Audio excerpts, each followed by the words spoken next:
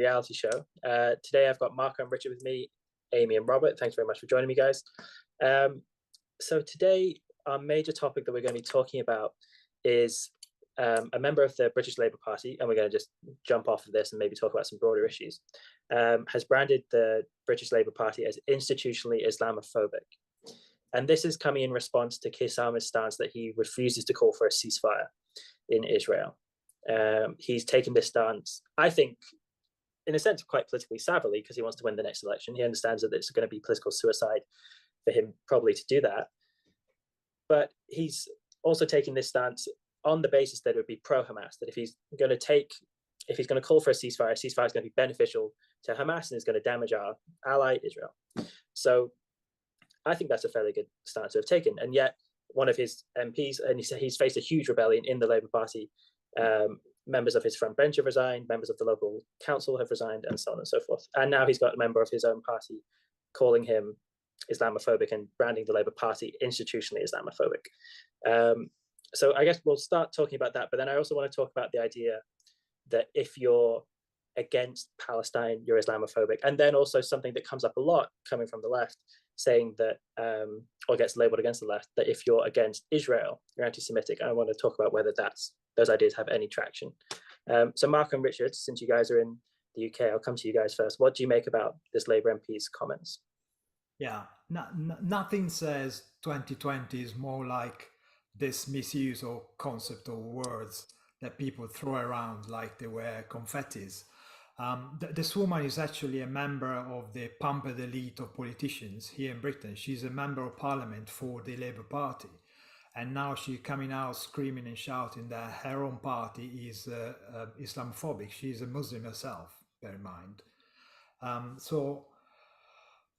To be honest, this would be just a stupid thing. If you weren't, then she's been, I think, outright evil, because saying that the party is Islamophobic, she's effectively saying, I'm not allowed to be openly anti-Semitic because my party tells me not to do it. And that, I think, is pure evil.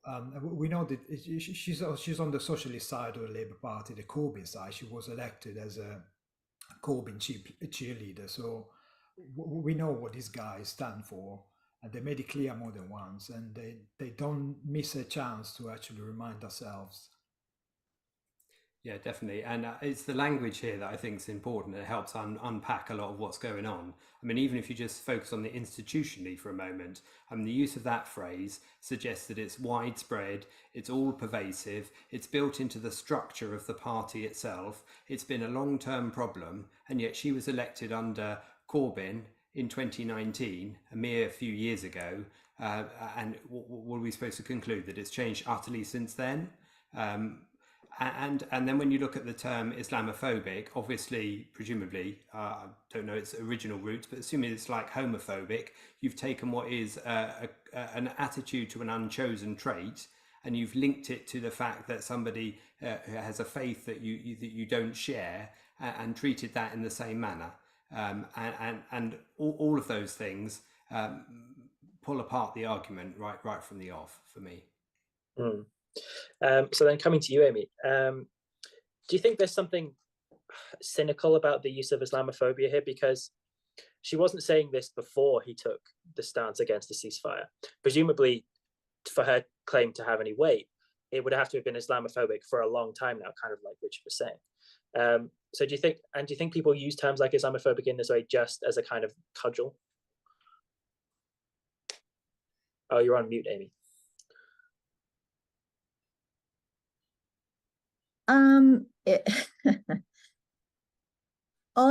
When people basically throw those terms around, my first response is, stop clowning around, cut it out. You're not being taken seriously. If Islamophobic means that I'm afraid of people who are pro-violence, pro-barbarism, pro-rape, pro-burning of people alive, yeah, I guess I'm Islamophobic. I mean, I mean, what else can it mean in this context with regard to the ceasefire? You give Hamas time to reload their weapons. And they're not going to be doing anything about the Palestinians. I mean, and on top of that, you've got a situation where we just had a poll. I think it was on the 14th or the 17th, a few days ago. Basically says you've got 75% of respondents agreed in people in Gaza and the West Bank. They agreed with the October 7th attack, and 74% agreed that they support a single Palestinian state, quote, from the river to the sea. So you have Palestinians who, by the way, nobody wants these Palestinians, these death cultists for 17 years, training up their children to become murderers.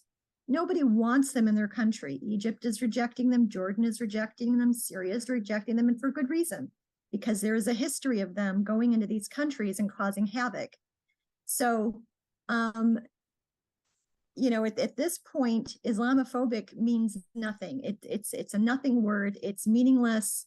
The idea of a ceasefire means you want more Jewish people dead. That's all that means, because that is what it would turn out to be, and everybody knows it. We just had a situation where you have they were tossing around this idea of Hamas releasing hostages. Of course, that wasn't going to go anywhere, because the condition, well, it was a 5-day ceasefire for, I think it was like 50 hostages.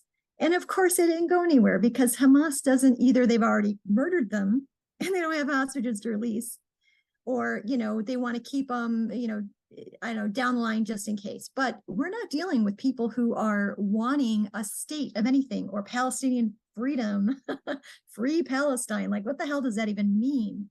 It means nothing. It means zero. It's just sound and fury. So yeah, if, of course, as this one gentleman politician who's being called Islamophobic, you know, back at the one woman who is calling him this and saying, and let her know that by promoting a ceasefire, you're promoting the more barbaric deaths of Jewish people, like you've seen on October 7th. That's all. And then, Robert, coming to you, what do you think about the idea of Islamophobia?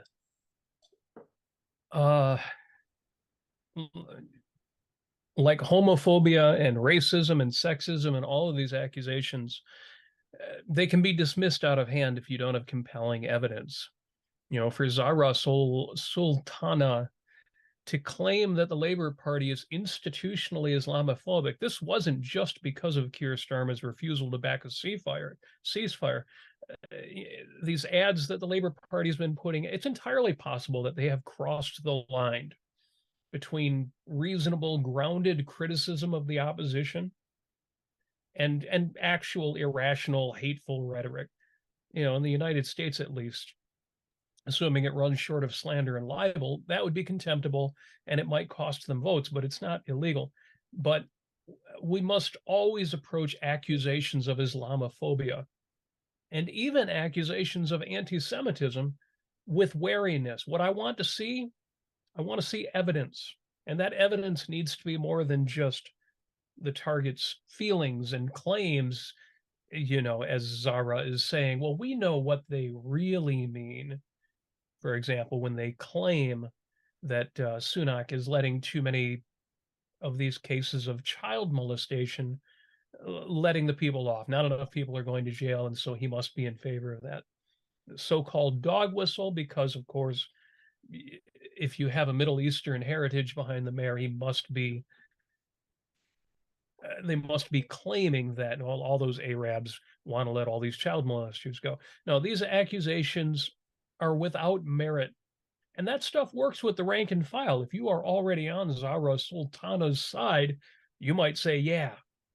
But those people don't matter. They're already lost. The active-minded, the people who still think for themselves, the people who are still trying to figure things out, that nonsense, those accusations of Islamophobia and dog whistles don't work. They don't hold up, and they deserve nothing but our contempt and our dismissal. Yeah, my view on it is that if the Labour Party, so I don't know if you guys heard that, my fire alarm just went off for 2 seconds, sorry.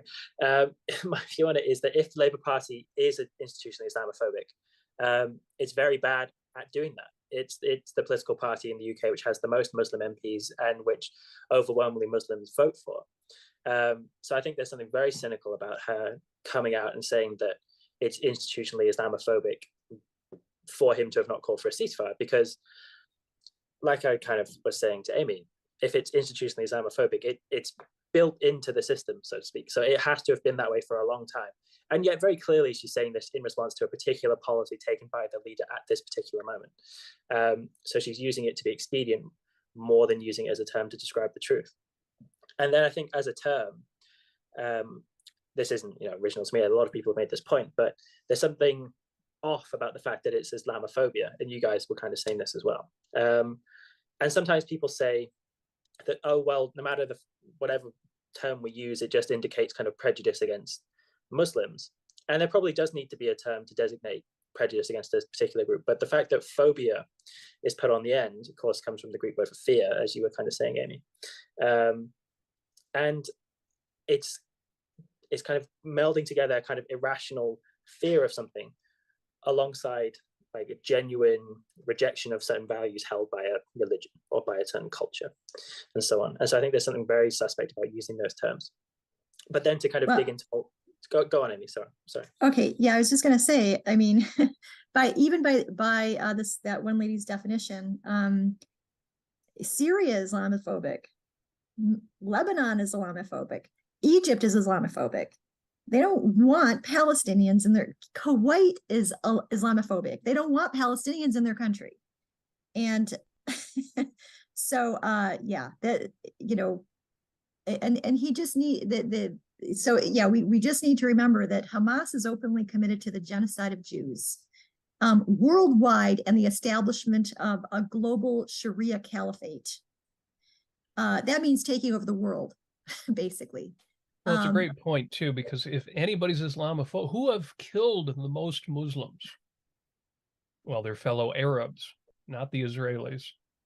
So, yeah, the accusation is absurd. It's senseless, unless you want to claim that, well, the most Islamophobic people are the followers of Islam. Yes, and it also it's senseless, really, to say that for him to refuse to call for a ceasefire, that is indicative of Islamophobia in the Labour Party.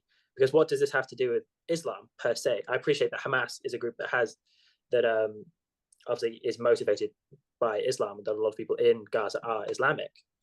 But by saying that I'm not going to call for a ceasefire because this will benefit Hamas, who are a terrorist group, are going to kill Israelis, Islam doesn't really come into that kind of chain of reasoning. He's saying that I don't want to support people who are going to kill my allies, in effect, and therefore that doesn't make you Islamophobic.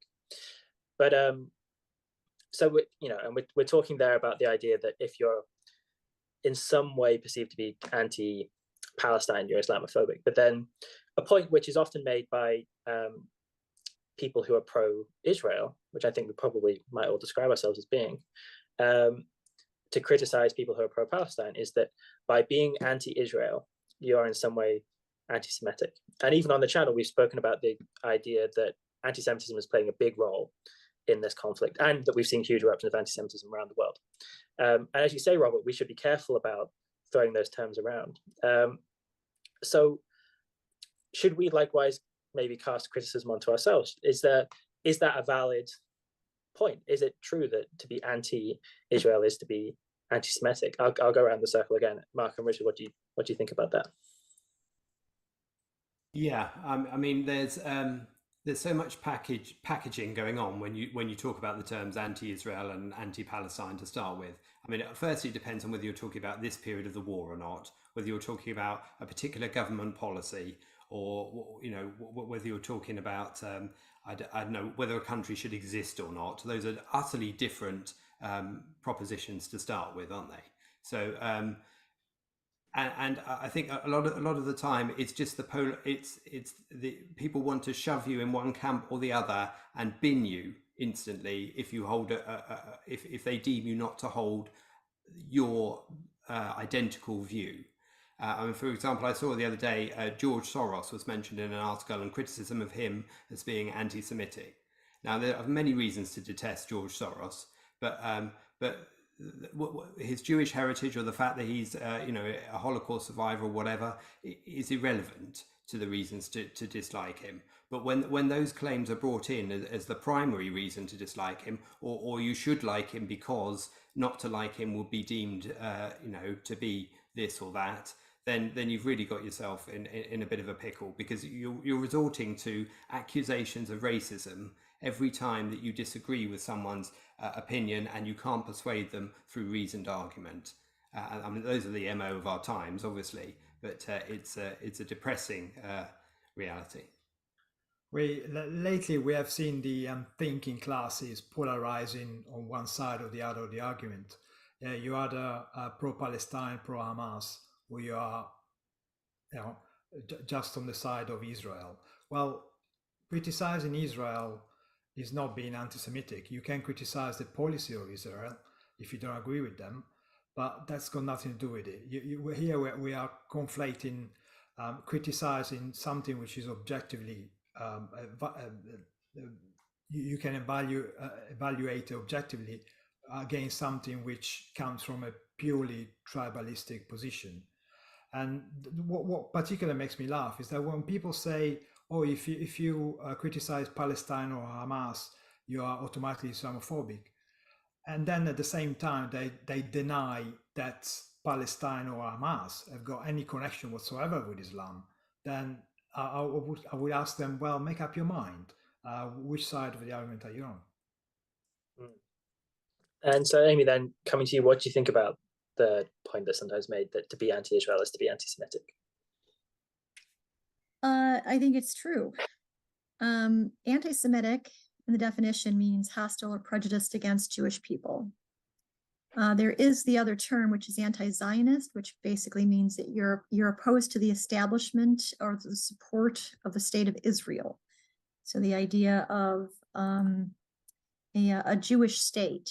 So in other words, and I'm not entirely sure exactly how the system of government works in Israel, if you have to be Jewish to actually be a politician or to represent anybody, or okay, so I just saw Mark and Richard. You said no. There are Arabic people within the Knesset. There are Arabic people who are part of the government. Yeah, no, and yeah, okay, good. That's now, good to know.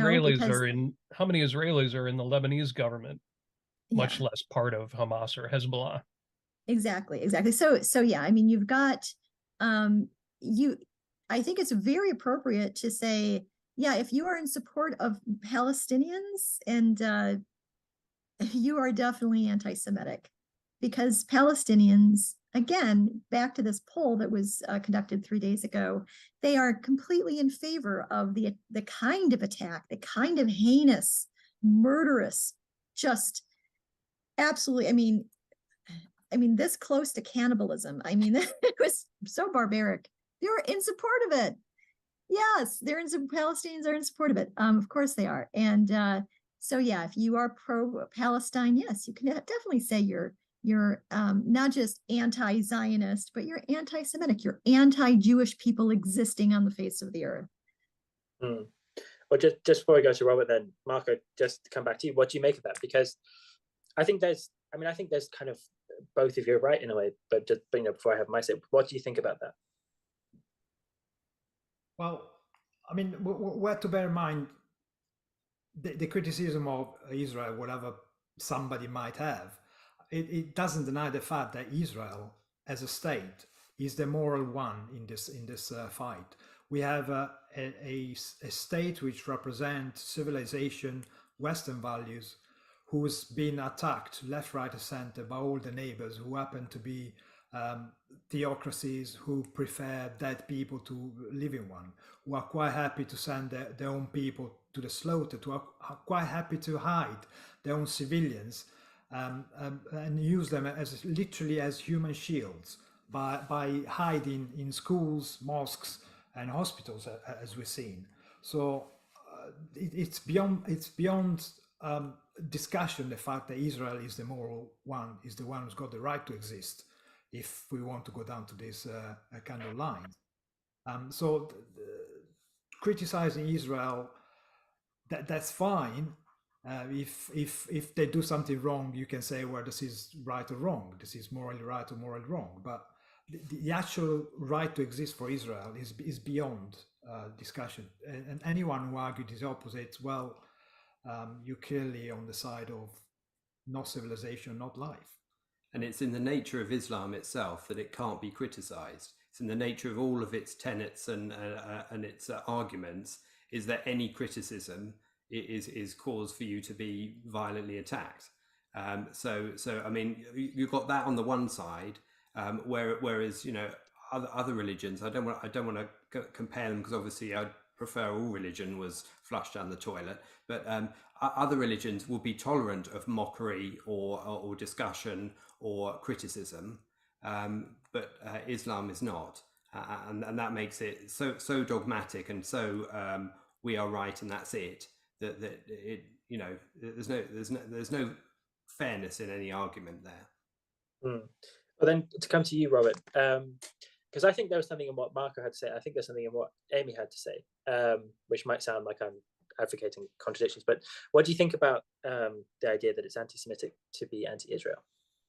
No, I think Amy and Marco made a point that aligns, and folks in the chat will know I was actually typing this into the chat as they were saying this. Great minds thinking alike. Our topic, the Labor Party MP. People in the U.S. are like, what does that mean? Labor Party member of parliament.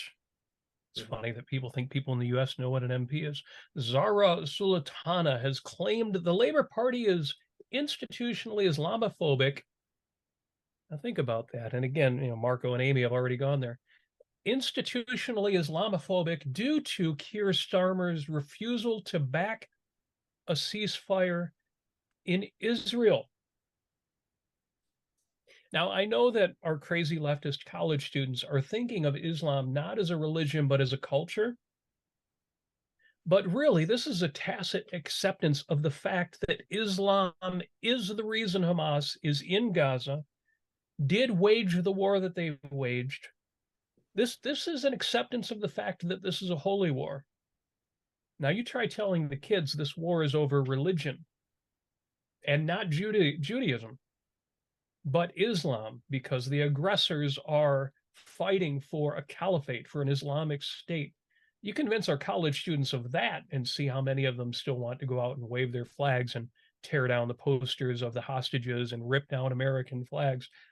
I know a lot of them still will, but yes, it's almost a side issue because nobody's going to admit it and nobody's going to talk about it. But yes, if the refusal to back a ceasefire in a war is Islamophobic, then this is a war by Islam against the West.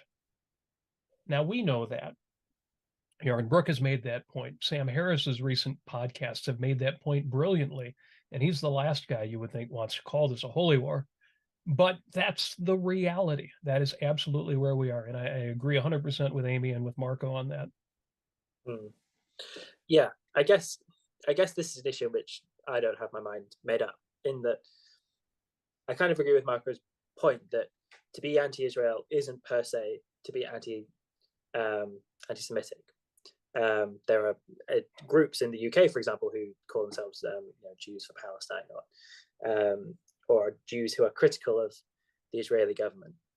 And so then you would have to, you think it's not very likely that they're anti-Semitic. However, at the same time, anti-Semitism seems to play such a big role in the conflict that's going on. And anti-Semitism, I'm not even sure how to put it, but anti-Semitism kind of is seeped so deeply into this issue that it does seem to me like that being against Israel, doing things which are against Israel, like calling for a ceasefire, or voicing support for Hamas, or saying from the river to the sea, Palestine will be free. Even if you want to just focus on the Israeli government and say things like, well, the fact that they're Jewish is irrelevant, they've done X, Y bad thing, therefore I'm criticizing them for it. that feels like almost to me like it's trying to divorce it from the context a little bit. It feels like the context of that Israel is attacked for being Jewish is something you just can't get away from. And so that seems to me to be why anti-Semitism comes up so much in criticisms of Israel, and why people in the Labour Party, funnily enough, who want to say things like, I'm not anti-Semitic, I'm just a critic of Israel, end up straying into anti-Semitic waters very quickly, very often. And so I'm not like, I mean, so and you said, Robert, that these points align, and I'm not sure how to align them. Like, because I think both is true. I think you can be a critic of Israel and not be anti-Semitic, but then there seems to be anti-Semitism seems to be baked into the context. If you see, Marco, you're furrowing about. Do you have any answers to this? Well, I mean, before the 7th of October, when you criticize Netanyahu for trying to introduce the reforms he was trying to introduce, you could have argued, well, I don't agree with it, without being called anti-Semite. Of course, now the issue is different. You're right. Anti-Semitism seems to be very much ingrained in the whole so-called pro-Palestinians protests and stuff like that. But bear in mind that not everybody out there is an objectivist. Not everybody out there understands what the moral implication of what they say is. Not everybody understands that if you ask Israel to stop defending itself, you're effectively calling for Israel to not to have a right to exist. Not many people understand that. Some people actively are anti-Semitic, so actually want Israel to be destroyed. If we talk here institutional anything, Hamas is institutionally anti-Jewish. Islam is institutionally anti-women rights. Every religion is institutionally, in fact, in their nature, anti-reason. So, you know, it depends on what we're talking about here. If you're talking about the people who seem to be widely anti-Semitic, my feeling is that most of these people are actually ignorant. They don't realize what they're saying.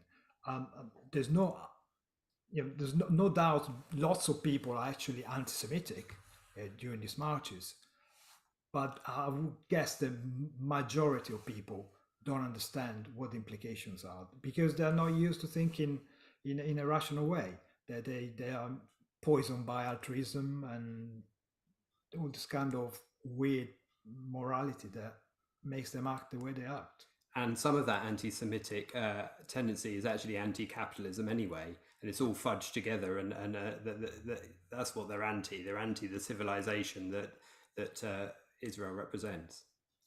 Yeah. For sure. Amy and Robert, do you guys have any other thoughts on this?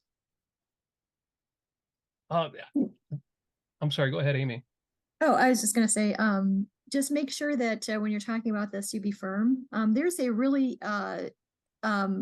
because any of these, you know, what should the one gentleman in the British government have said? What should he do? There's some really good examples of how to deal with these concepts in a firm and rational way, with moral fire behind them.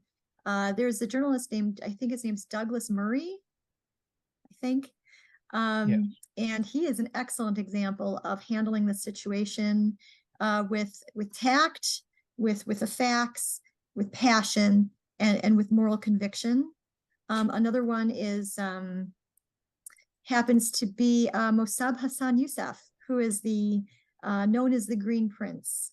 There is a documentary film done by him, which I need to see still, but he is the son of a Hamas leader who turned undercover as a spy for Israel, and basically prevented a whole bunch of suicide bombings with his information.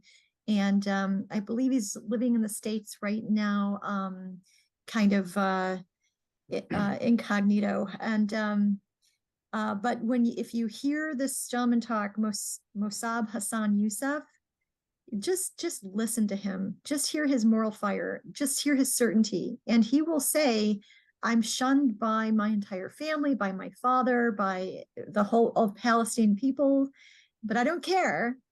it doesn't matter what they think. And so people in this situation need to stand up and say, I don't care what you think. Call me Islamophobic all you want. Doesn't matter. I stand by human life. I stand by Israel because they are the good guys in this situation. And they actually are pro-Western values of that people actually having rule of law, of not killing each other, and everything that entails. So, yeah. Robert? Yeah, there is no conceivable rational explanation for what has happened over the last 44 days, other than the one offered by the Israeli government. Given the videos initially released by the terrorists and the victims and by journalists on the ground, I know that there are people on the left, there are people around the world who want to imagine that, well, there was a bit of an attack by Hamas, but the real issue is that Israel has overreacted. Now, it has to be remembered, Israel didn't provoke this war. They didn't start this war. They didn't want this war. If Israel had wanted to oust Hamas or take over Gaza or the West Bank or the whole of the Middle East, they could have just done it. They have the means to do it. But that's not what they have done, and it's not what they are doing. You know, people make the same mistake, leftists and libertarians too, who describe the United States as imperialist. I mean, hell, the United States is the world's lone superpower. The US could, in fact, take over any nation. And arguably, we could take over the whole world if we wanted. But we don't want that. And we don't do that. And the same is true for Israel. There is a way to have a ceasefire today. The way to end the war is for the aggressors to end the war. You know, if Israel ceases firing, if Israel just stops the fight, well, the war won't end. If Israel's enemies cease fighting and the active enemies surrender, Hamas, it's done. There's no more war. We have peace in the Middle East. There can be peace and individual rights and modernity and prosperity throughout the Middle East anytime they're ready for it. And, you know, some of the smaller Middle Eastern countries realize this, and they are moving slowly in that Western direction. The larger powers and the terrorist groups like Hamas and Hezbollah that they sponsor, they should do the same thing. Join us in the 21st century. For sure. So let's move to our second topic then. So, you know, I take it you guys have probably been keeping up with the news recently and obviously connected to Israel and what the Israeli government has been doing, perhaps unusually for a government in its position. It's been releasing a lot of evidence to kind of back up claims that it's making. And I think probably this is in response to the kind of unusual level of scrutiny which it's under from the international community. So one of the things that it's been doing is it's been bringing in journalists and it's been showing them video of what happened on the 7th of October, perhaps to combat some of the suggestions that came out of the Hamas Palestinian side that those things just didn't happen or they were overblown to some extent. Some of that was being said, but also just because I think they were shocked, the Israeli government was shocked by how much the foreign press was hostile to them. And I think they brought them in to show them this footage to kind of say, look, this is what we're dealing with. And what they've also been doing, they've been doing something similar with the Al-shifa hospital, which has been in the news for the last week, and we've spoken about it on the channel, where they've also received a lot of criticism for sending soldiers in, and soldiers, although they left briefly, are actually still in the hospital.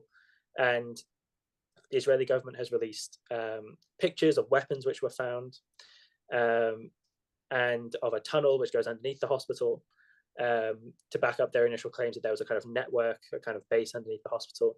They've walked back some of the extent of those claims just in the last 24 hours. I think they initially said they thought the base underneath the hospital might be 4 stories deep, and now they're saying they think it might be 1. But so they've been releasing all this evidence to try and convince people, and they've also released evidence which they said showed hostages, Israeli hostages, being taken into the Al-shifa hospital. And despite all this, I think people aren't very convinced. And I've heard a couple of people say that, but one of them was Alistair Campbell. And so if people don't know who Alistair Campbell is, he was very famous really 20 years ago for being kind of Tony Blair's right-hand man. Tony Blair was the Prime Minister of the UK. Alistair Campbell was his spin doctor, or his director of communications. So, you know, he was the one who would take truth and make it seem more favourable to the Labour Party perhaps than it was. And he's had his career since then, and he's running a podcast, and he said that whilst he would, in a sense, like to be pro-Israeli, he's confused by the choice of Israeli military targets, and that he doesn't think that Israel is saying enough to back up why it's doing what it's doing and why it needs to take civilian lives in certain circumstances. And I think he's operating from some false premises about the responsibilities certain governments have to protect the civilians on the other side, but, you know, that's another issue. But I wanted to talk to you guys just about how much should a government have to provide evidence to justify its military decisions? Because this also seems to be something which, like I said, is kind of new. I'm not familiar with, and maybe this is just ignorance, but I'm not familiar with other wars where when governments had to give out information which justified every choice that they made. It would seem to me that evidence would come out sort of after the fact about why they took the decisions that they took, because information in wartime is obviously very sensitive. So Marco and Richard, I'll come to you.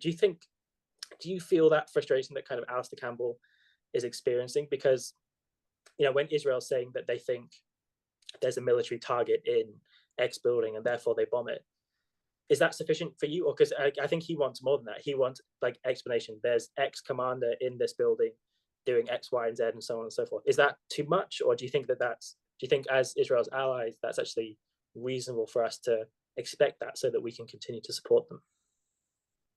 Before I answer, I'd like to provide some context. Alistair Campbell is the line bastard who actually worked on the dossier to show about the 45 minutes claim that Saddam Hussein had weapons of mass destruction. He could have deployed them within 45 minutes. He's the guy that was in charge of creating those lies, and he actually used the words, we had to sex up the dossier in order to convince the stupid people out there that we have to go into Iraq. I mean, and now to hear this guy even interfering and having an opinion about the issue really drives me absolutely up the wall. Israel shouldn't provide a shred of evidence why it's doing what it's doing. October the 7th, those savage animal Islamic Palestinian monsters who attacked civilians on the 7th of October and broadcast themselves on social media provide plenty enough information and reasons why Israel should do probably 10 times as much what it's been doing the last month. So in my mind, it's so clear that Israel shouldn't be forced to show at every turn what it's doing, why it's doing it. It's doing it because it's been attacked. It's got a right to defend itself because it's a civilized country and it's been attacked by a bunch of animals.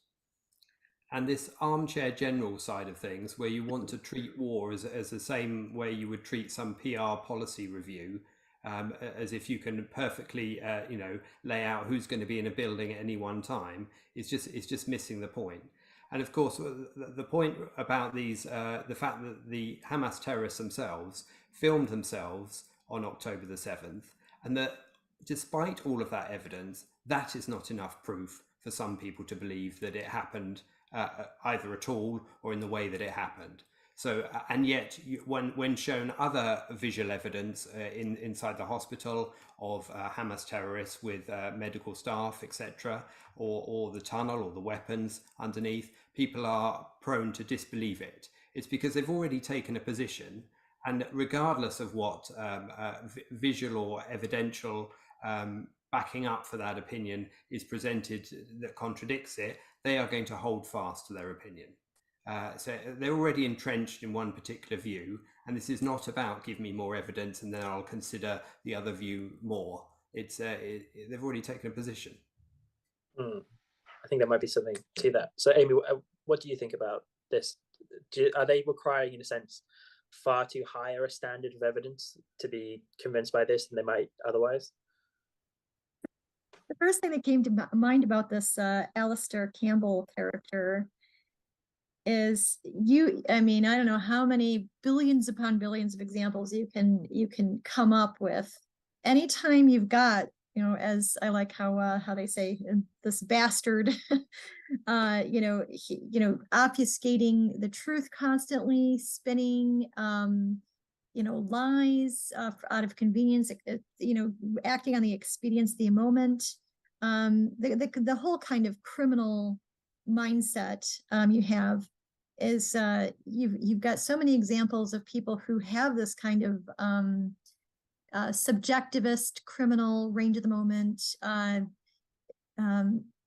cynical, narcissist, you could say, kind of attitude. And, they're always deflecting. They're always telling other people. They're always telling the people who are the good guys, you shouldn't be so sure of yourself. You should justify every little thing that you do because you may be wrong. And so they're always putting other people on guard while they're doing who the hell knows with their lives and the kind of things that they're ruining other people's lives with. I mean, so anyway, that was my first impression of Alistair Campbell. Yeah, so don't let scoundrels get away with moral inversion. Don't let them. And but yeah, in terms of justifying what Israel's doing, they're in a war. You know what? Honestly, I gotta say, when this first happened and Yaron Brook came out and he said they need to basically chase these kidnappers with rockets. Just they're going into Gaza, find that where exactly where they may be or in what area, and just bomb the hell out of those areas. And if hostages do survive that, that's great. But I mean, at this point, it's been, coming up to 6 weeks. How many hostages are there, really? I mean, they found two dead hostages at that hospital. Yeah, and I think a third one, I think they sorry. There was one young woman who was interviewed as a hostage, and now they found her dead. There is no guarantee that there's going to be any hostages left. They should have listened to Yaron Brook and bombed the hell out of them the second day, October 8th. That's what they should have done. And of course tried their best to get as many hostages alive at that point. But for gosh sakes, I mean, this is just, it's endlessly frustrating to me because now the IDF is going into this hospital and they're bringing fuel and ways to basically keep Palestinian babies who are in the natal care ward alive and bringing them out of the hospital and taking care of them. And okay, that's all great and fine and dandy. I don't, and as far as Alistair Campbell goes, and any of these people who are, throwing a word, the Islamophobic word around, anything less than the IDF walking into Gaza and taking their own lives is going to be seen as some sort of self-interested, cynical, horrible thing that the Israelis are doing. This is just ridiculous. So yeah, sorry. Yeah, Israel should not have to defend themselves. They should not be defending themselves. They should not be giving out information about what they're doing. They should say this is our war, and hopefully they are pushing back against the American government and saying we're going to be doing what we're going to be doing, and you are going to put up and shut up, and otherwise this is coming to the States if we don't solve this right here and now. Mm-hmm.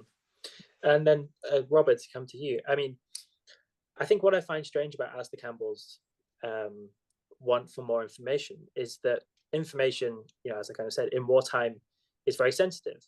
In effect, it almost seemed like what he was requiring was for Israeli intelligence to give him the lowdown on, where all these targets are and all the full rationale. And because it would seem to me that the Israeli government is already going above and beyond to really explain itself by saying, you know, the reason why we launched the bomb here is because we think there's a commander there, I think there's a soldier, whatever.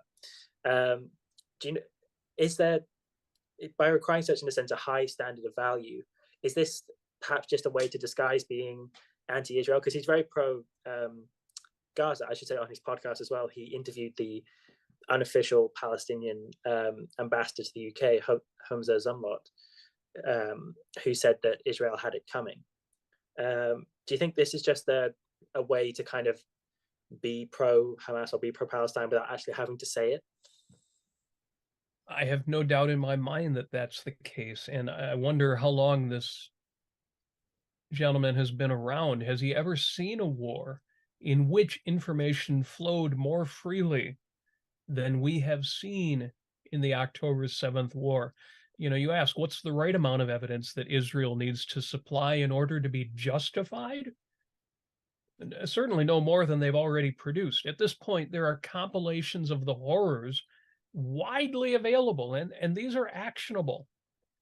And, you know, this is, I'm not just talking about the stuff on the internet. This is an age of deep fakes and AI, and, you know, pictures and videos on the internet are not by themselves evidentiary.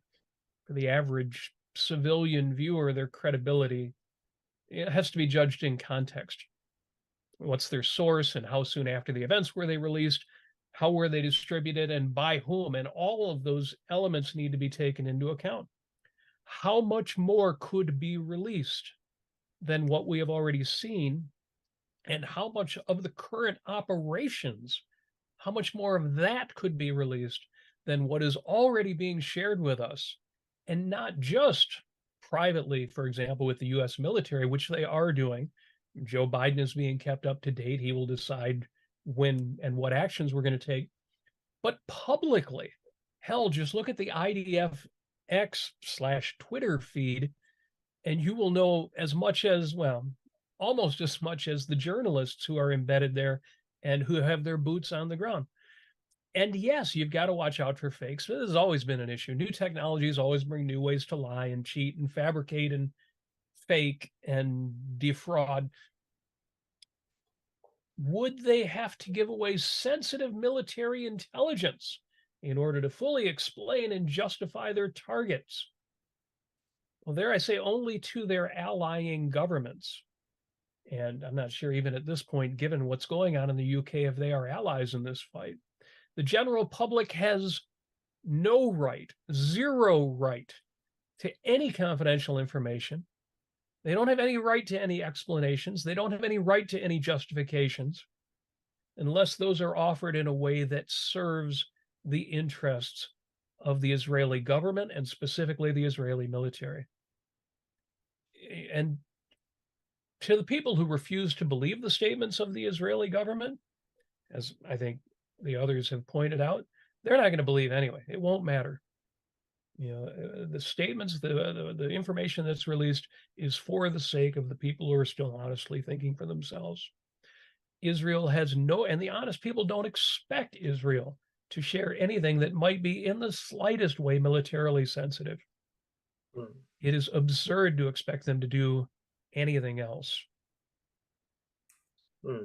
So the show is just coming to a close. I'll check if we have any super chats. But Mark and Richard, I'll finish with you guys because Alistair Campbell was involved in the Iraq War. He was part of the Labour government which took Britain into the Iraq War.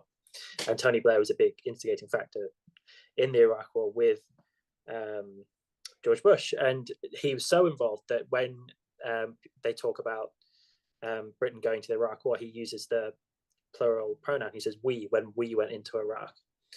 And I was a kid during the Iraq War, and I don't really remember.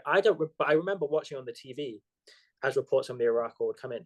I don't remember the British government ever having to say, you know, before we took X airstrike, and fully detailing why they did it. Basically, I think if that was ever done, it would be because they would say because we believe there's, you know, an enemy there, and that's kind of all the justification I think that the British government ever needed.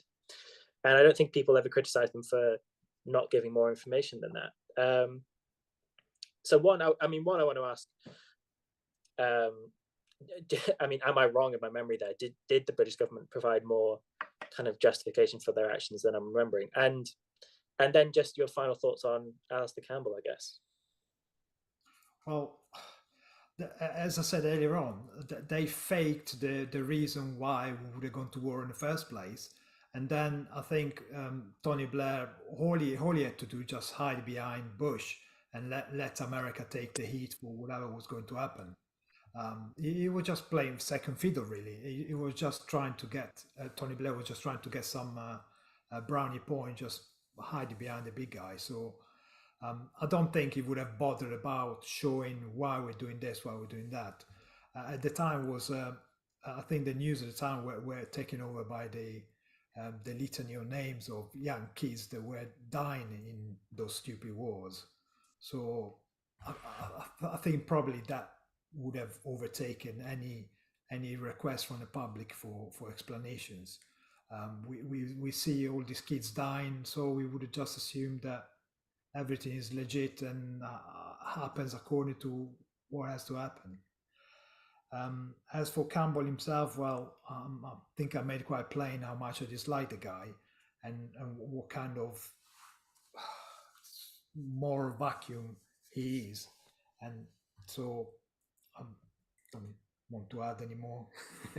I think, I don't know whether you remember or not, but in the Iraq War, there was a weapons analyst called Kelly. I think he was a weapons analyst who essentially ended up being outed. He was involved in the writing of the report, and he ended up being outed as the person behind some of it and killed himself as a result of it. All because Campbell and Tony Blair's government all were pushing too much to get the result they wanted from this document. So he's hardly morally clear here. I think one of the things I just wanted to add on this whole issue you're talking about is the principle of self-defense and of Israel's right to a moral self-defense is always being distracted from wherever it can. And if people can, instead of talking about that, drop the context and talk about a piece of CCTV footage and how a piece of CCTV could be faked by somebody who wanted to fake CCTV, or how weapons could be put in a place if somebody wanted to plant them, then what people are doing is trying to distract you from that important principle at the outset. They're trying to mislead you down a conspiracy alley that brings in all your other conspiracy tendencies for many of their audience, rather than focus on the core issue, and that we should all guard against that. So I can make one more statement before we wrap up. I have one more too, but go ahead. Go ahead, guys. Yeah. No, go ahead, Amy. All right, real quick.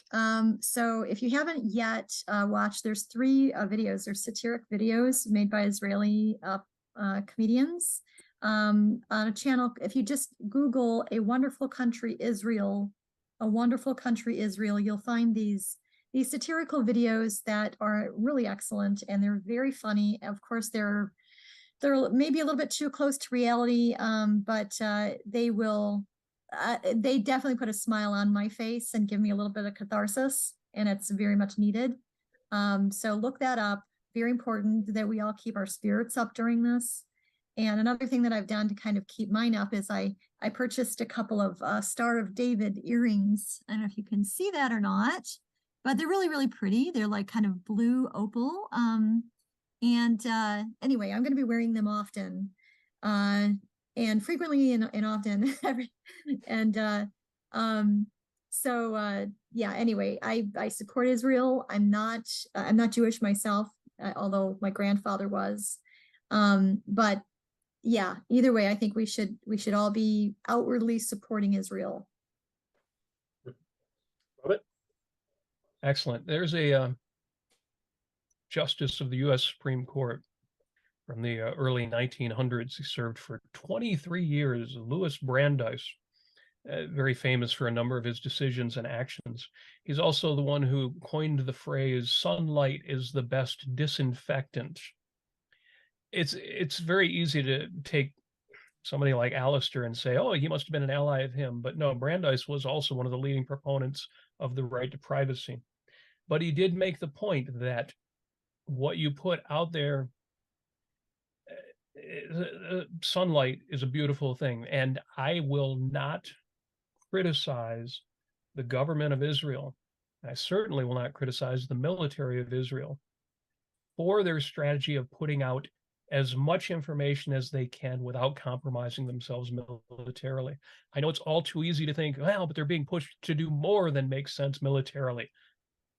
Maybe they are, maybe they're not. I'm not going to make that assumption. I know in today's climate, it's easy to say, no, they shouldn't be sharing so much. No, I think they are doing the right thing. I think it's great that the information is out there.